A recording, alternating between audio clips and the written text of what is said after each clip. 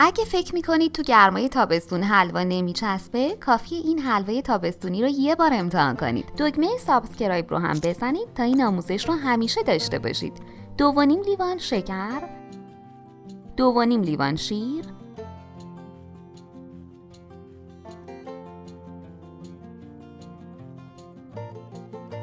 1 لیوان شیره انگور.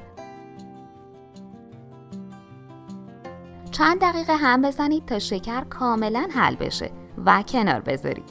درست کردن این شربت به حرارت نیاز نداره و باید سرد بشه. 250 گرم کره روی حرارت اجازه بدید ذوب بشه. 3 لیوان آرد سفید اضافه کنید و با حرارت خیلی کم تفت بدید. این مرحله خیلی مهمه و باید مراقب باشید حلوا نسوزه. مرتب هم بزنید تا رنگش تغییر کنه و بوی آرد هم بلند شه. توی این مرحله هر چقدر بیشتر تفت بدید در انتها حلوای تیره تری خواهید داشت. حالا باید شربت سرد رو کم کم اضافه کنید. شربت نباید به یک بار داخل آرد ریخته بشه. هر بار که 1-2 ملعقه از شربت میریزید خوب هم بزنید تا کاملا یک دست شه. این کار رو کم کم ادامه بدید تا شربت تموم شه.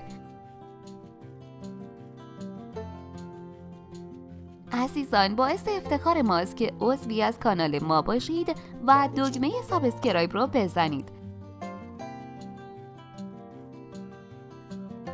بعد تموم شدن شربت تا زمانی تفت بدید که حلوا از دیواره تابه جدا بشه.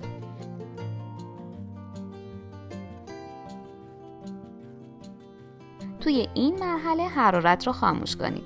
به اندازه دلخواه داخلش مغز گردو یا کشمش بریزید.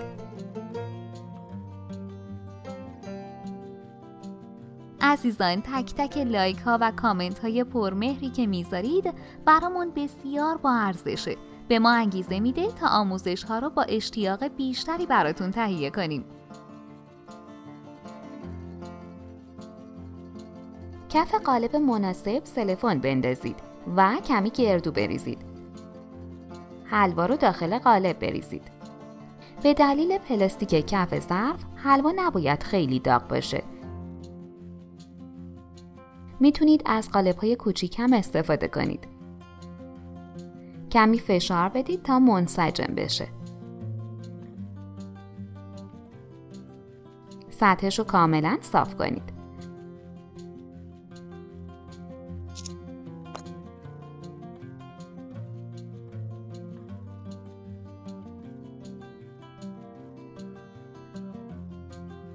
چند ساعت داخل یخچال بذارید تا ببنده.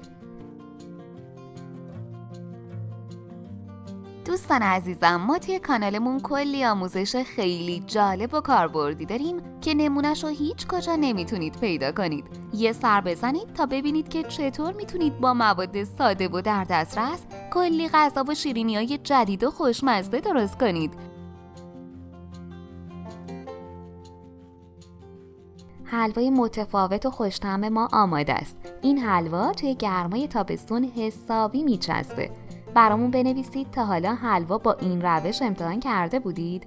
این آموزش رو برای دوستانتون هم بفرستید. نوش جان. لطفاً برای حمایت از ما لایک و سابسکرایب رو فراموش نکنید.